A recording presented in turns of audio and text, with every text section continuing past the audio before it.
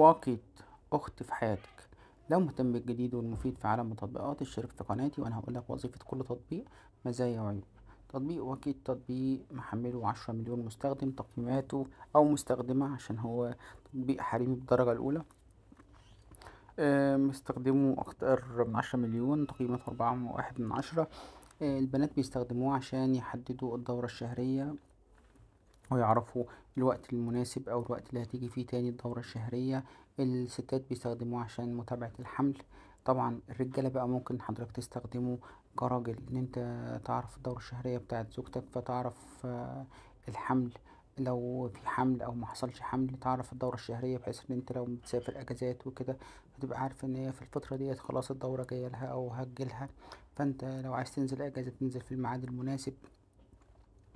يعني حاجات كتيرة. تعرف كمان أيام التبويض عشان تقدر تقيم علاقة زوجية مع زوجتك، عشان لو انت عايز حمل وهي مش عايزة حمل تبقى انت عارف مواعيد التبويض، لو هي بتهرب منك في المواعيد ديت فانت تبقى عارف ان هي بتهرب منك عشان الموضوع دوت، عشان مش هي مش عايزة حمل لكن انت اللي عايز حمل. كمان انت كبنت لو عايزة تسألي اي سؤال ومحرجة منه ممكن تسألي سؤال عن طريق التطبيق دوت وانت مجهولة الهوية، محدش يقدر يعرف عنك اي حاجة في التطبيق. التطبيق سهل جدا وبسيط زي ما قلنا، محمله 10 مليون مستخدم. كل واحدة ممكن تعمل مجتمع في التطبيق دوت كبير جدا وتتعرف على ناس كتيرة جدا داخل التطبيق. طبعا في ناس بيتم حظرها في التطبيق بصورة كبيرة جدا وكتيرة جدا. واحدة عملت موضوع عن سرطان الثدي فتم حظر الحساب بتاعها.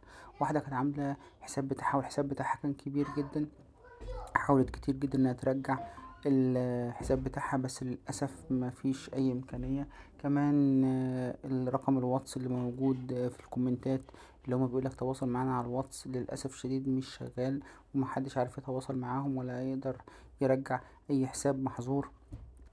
فطبعا في ناس كتيرة جدا كان عاجبها التطبيق بس كومنتاتها زي الزفت بسبب ان التطبيق بيعمل حظر اوتوماتيكي، مش عارف ليه بيعمل حظر اوتوماتيكي. في ناس مش مسلمين داخلين على التطبيق وعايزين ان التطبيق يبقى فيه مساواة بين المسلم وغير المسلم داخل التطبيق، برضو التطبيق بيعمل لهم حظر. حاجات كتيرة جدا التطبيق فيه مشاكل داخل التطبيق، ياريت يحاولوا المطور ان هو يحلها. كمان بيساعد الامهات ان هي الحوامل وكده تعرف الاكل المفيد، تعرف الحاجات اللي تبعد عنها، النصايح، نصايح بقى امك واختك وصاحبتك وبنت خالتك، نصايح اي واحدة قديمة في الموضوع تقدر تقولك ايه اللي هيحصل لك، ايه اللي هيجرالك، هتاكلي ايه، هتشربي ايه، تساعدي نفسك ازاي عشان تخلفي طبيعي. حاجات كتيرة جدا، نصايح بيتكلموا فيها مع بعضهم بمنتهى السهولة وبمنتهى الأريحية، لأن التطبيق من أوله لآخره كله بنات. لو انت ما كنتش تعرف التطبيق قبل كده واول مره تعرفه من خلال قناتي، شير ولايك وسبسكرايب. لينك التطبيق هسيبهولك في الديسكريبشن. اشوفكم على خير في فيديو جديد.